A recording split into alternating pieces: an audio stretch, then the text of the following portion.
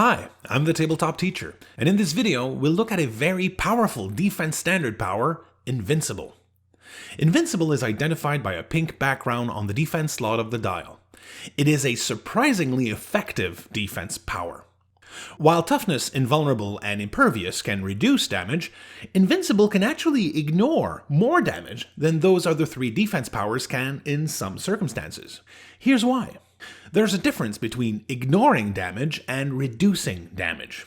Powers like Psychic Blast and Exploit Weakness deal penetrating damage. That means damage from these powers cannot be reduced, but it can still be ignored.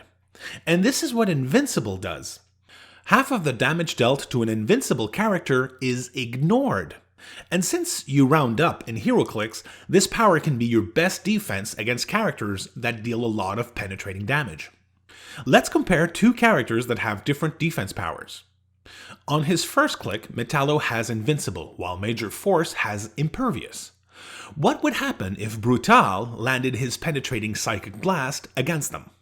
Well, if Major Force took the whole blast, he would be dealt 5 damage, because damage from a penetrating Psychic Blast cannot be reduced. Impervious can't help against Brutal's attack. So Major Force would be on his second to last click after Brutal's successful attack. Wouch. That same attack against Metallo would have dealt only 2 clicks of damage. Why? An invincible character ignores half of the damage dealt.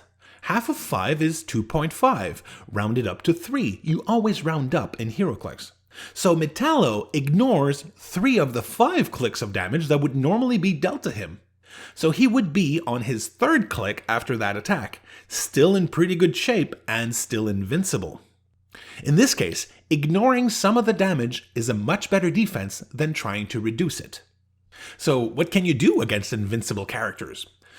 Well, apart from outwitting Invincible or using Pulse Wave, one of your best bets against invincible characters is something that deals unavoidable damage, or can chip away at the clicks of invincibility the opposing character has. Characters with the Mystic's team ability are not a bad option, and a swarm of low-point characters that deal at least 2 damage can be very effective.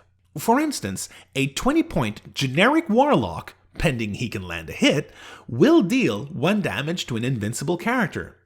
That's just as much as Geoforce would have dealt on his first click for 8 times the point cost. Trouble is, those Warlocks will be useless against invulnerable or impervious characters. Decisions.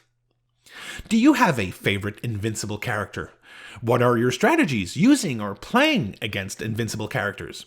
Let us know in the comments below. Don't forget to like this video, subscribe to the Tabletop Teacher, and as always, thanks for playing with me.